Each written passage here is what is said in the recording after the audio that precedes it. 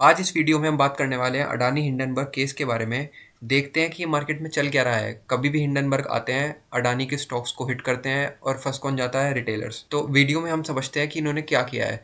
तो कल 10th of अगस्त को इन्होंने एक ट्वीट किया कि something big soon in India. जैसे ही इन्होंने ये ट्वीट किया, आधा पैनिक तो वहीं से ही क्रिएट हो गया। उसके बाद इन्होंने रात को एक रिपोर्ट यहाँ पर पब्लिश की और उस रिपोर्ट में ये लिखा कि जो सेबी के चेयरपर्सन हैं, उनके जो स्टेक हैं वो ऑफशोर एंटिटीज़ में है। और वहाँ से क्या होता है कि वो यहाँ से अडानी के स्टॉक्स में पंप करते हैं पैसा। बेसिकली होता क्या है कि एक मॉरिशस में इन्होंने बाहर एंटिटीज़ खोल रखी हैं, ये ऐसा एलिगेशन लगाया है, और वहाँ से ये पैसा भेजते हैं अडानी के स्टॉक्स को पंप करने के लिए। तो ये इन्होंने एलिगेशन लगाई है। तो इस पर सेबी चेयरपर्सन ने बोला कि हमें कोई हेजिटेशन नहीं है डिस्क्लोज करने के लिए, कोई भी हम सारे फाइनेंशियल डॉक्यूमेंट दिखाने को तैयार हैं। और जब हम प्राइवेट सिटीजन्स थे तो हमने ऐसा कुछ भी गलत काम नहीं किया है, और बिल्कुल अच्छे से हम ट्रांसपेरेंटली यहाँ पर सारी डिटेल सब कुछ देंगे। तो सेबी चेयरपर्सन ने इस तो एलिगेशन को बेसलेस बताया है। उसके बाद अडानी ग्रुप ने भी इस रिपोर्ट को बेसलेस बताया है, और उन्होंने बोला है कि हमारी जो जितनी भी हमारे फैक्ट्स हैं वो डिस्क्लोज्ड हैं, और हम अकॉर्डिंग टू द लॉ ही इन्वेस्ट कर रहे हैं। यहाँ पर इन्होंने पूरा ये अपना समझाया हुआ है।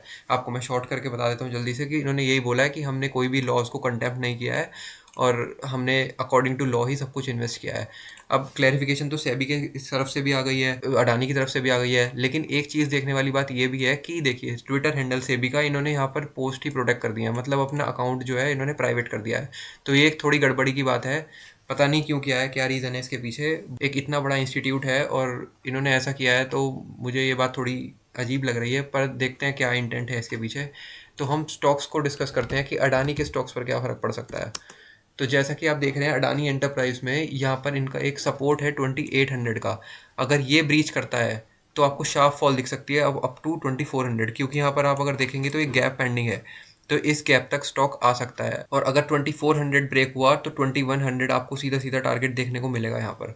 तो नज़र रखें आप 2800 पर। If it breaches then you may see the fall up to 2400 and then 2100। ये दो टारगेट हैं अगर नीचे की तरफ मार्केट फॉल करती है तो। एक और स्टॉक देखते हैं, अडानी पोर्ट्स। इंडिया के बेस्ट पोर्ट जो है वो इन्हीं के पास हैं। जो इसका पहला सपोर्ट निकल कर आता है वो है 1400 का। तो ये भी एक ट्रेंड लाइन पर ही ट्रेड कर रहा है स्टॉक। तो 1400 ब्रीच करता है तो आपको शार्प फॉल दिखाई दे सकती है। एक और स्टॉक है जिसमें बहुत लोग पूछ रहे थे, अडानी पावर के लिए। तो अडानी पावर में देखिए, यहाँ पर ये रीटेस्टिंग लेवल है 646 का। तो यहाँ तक मैं स्टॉक को मानता हूँ, एक्सपेक्ट करता हूँ कि अगर कोई भी फॉल होती है 646 तक आएगा, एंड देन उसके बाद जो नेक्स्ट लेवल होगा 580 का। और ये आप कह रहे होंगे सर ये तो बहुत तेज़ी से आप फॉल बता रहे हैं। अगर ये फॉल होती है तो ये 580 कुछ भी नहीं है, मतलब आपको एक दो दिन में यहाँ दिख जाएगा अगर पैनिक फॉल होती है तो आप इन लेवल्स पर नज़र रख सकते हैं। पहला level 646 and then next level 576 का। ये दो लेवल हैं, इन पर आप नज़र रख सकते हैं। एक और स्टॉक है अंबुजा सीमेंट। तो इसमें ये देखिए, ये तो ऑलरेडी मुझे वीक दिख रहा है स्टॉक, और ये तो बहुत ही जल्दी आता हुआ दिखेगा आपको 586 के लेवल पे। इसका ये सब स्ट्रॉन्ग सपोर्ट जोन है 586 पर, तो आप इस पर भी नज़र रख सकते हैं। अगर कोई इन्वेस्टमेंट की हुई है आपने तो ये लेवल्स आप नोट कर सकते हैं।